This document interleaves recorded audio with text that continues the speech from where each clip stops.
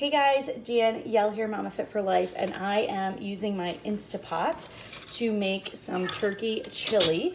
So this is something that you can easily substitute ingredients for, whether you're vegan and you use a meatless, whether you use beef or turkey or chicken, anything like that. You're just gonna have ground meat. That's what we're using today, so whatever fits your needs.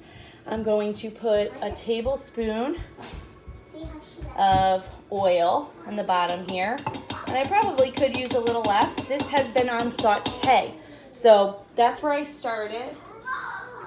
I put it on saute, so I'm going to put the buttons this way so you guys can see. The kids are fishing in the house, which is exciting.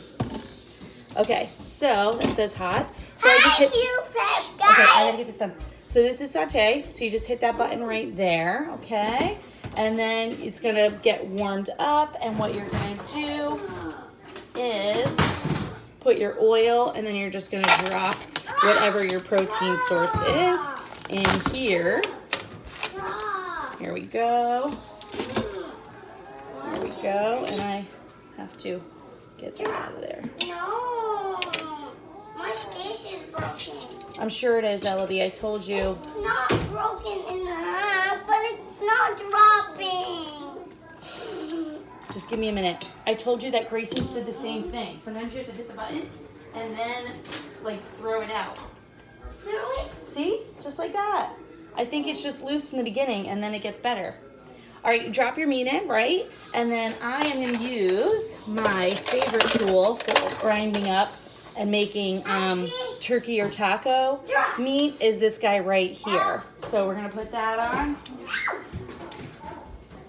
And all this is going to do, you're just going to go in there and you're just going to grind it up and twist. Hey, Brownie, I got a fish for you. Should have. You're just twisting it, right? Letting it heat up a little bit. And then once my meat is done, I do it in here. So one, I don't have to use more stuff and I don't have to clean more stuff. But two, because then it's a little fattier, and not that it's unhealthy fat, but for flavor, it's nice to have that. So I do still drain it, and I put my excess fat into a tin can and then in the fridge so it can harden and it doesn't go down my drain. You don't want that. So we're gonna let that heat up a little bit. And this is when I'm gonna add some spices. So whatever your spices are that you want, if you are doing, you always want a little bit of salt, you don't need a lot. So this is where things get a little tricky. When you're first starting out, you want to measure, okay? You definitely want to use whatever the ingredient says. But for now, usually what I do is 1, 2 twists, and that's it. Okay, so that's my salt. And then that is limited because salt has an effect on our health and puffiness, our sodium levels. If you're limited on what you're allowed for sodium, you want less. You can always add more salt later, but then pepper and these other spices that I'm using now, these are all free spices. So you can use as much as you want. All right, so we've got some pepper there. And then I've put cinnamon in my chili or taco meat before, but I'm not doing that today. Now, the client who I'm making for likes spicy, so I'm gonna add some red pepper flakes in there.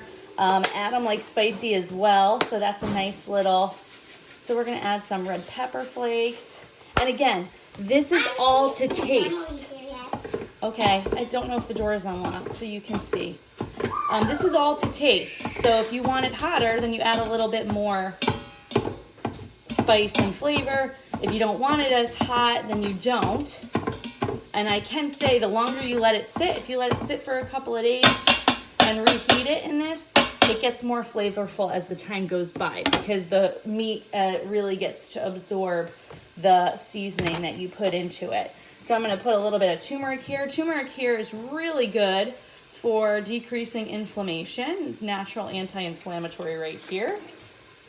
I believe if you just want to check health-wise that you can have that, it should be fine. We're going to put a little curry powder in here. There we go. Adding some spice. And then we're going to get some chili powder. So I've got my spice bowl right here. If you have my spice drawer right here. So I like to put things away as I'm using them because And this is just chili powder. So you can get the pre-packaged stuff. However, a lot of it has high sodium, other ingredients. So it really is best to find on sale or to find the individual ones and to work from there so you can really personalize and make things on your own. And honestly, while it seems costly, it's really not, because if they're ones that you're using on a regular basis, once you get your meal plan down to a consistent weekly program or every other week, you're going to be using these spices, you're going to be going through them, and you're not going to be wasting them. So I have garlic powder, onion powder, basil leaves, oregano, cumin, paprika, always cinnamon, always garlic powder, turmeric, cumin, what else do I have? Always pepper, always, I have the Himalayan salt. And then red peppers we always have in our house. I'm trying to think what else. Oregano. I think that's it. And basil. I think we have basil leaves. Did I say that? All right. So this looks good. And then there we go. Okay. So my seasonings are in. So now I'm going to hit this as cancel. I'm going to turn it off. And what I'm going to do is drain this fat. Yes, that's awesome. Oh, don't fish into my chili. Oh, don't fish into my chili. And rule of thumb when cooking, you always want to have your sink empty. Okay, this is really loud. Oh, can you go into the playroom? Great, go fish inside the playpen. There you go. Brownie, go follow them. So you always want to have a clean sink. So this way, if you're doing anything with meat or anything like that, you have the access to just go over there. You don't have to worry about contaminating other things in, and you can clean your sink when you're done. Also, while you're cooking, you can just pop stuff over there, rinse it, everything like that. So that is what I'm going to do now. I have 3 silverware in here, so that's what I'm moving. And then I'm grabbing my tin. So I have this tin in the fridge. This is where I'll pour my fat into. And then I'm going to grab my little things here. I'm going to take this because this is hot. We're going to pour this in here. And I'm simply pouring the fat into the tin there. There we go. Awesome. And then I'm bringing it right back to where it was. I'm putting it right back in here. So all I did was drain some of that fat out. So this is going to have some nice flavor with a little bit of fat in there. Or grease, whatever you want to call it. All right, so now I'm going to add my ingredients. So what I absolutely love is using mixed frozen veggies. Whether you use stir-fried veggies, let's see if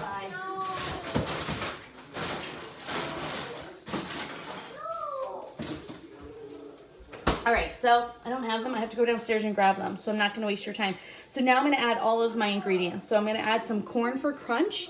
I'm going to add some beans. I always change it up. I change from black beans to kidney beans. So you can always change up the beans. I usually use half a can.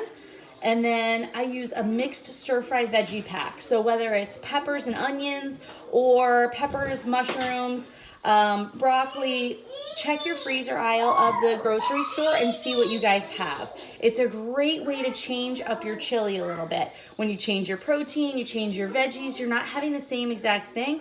And if you can throw in a different spice every now and again, that helps as well. All right, guys, good luck with your instant crock pot chili.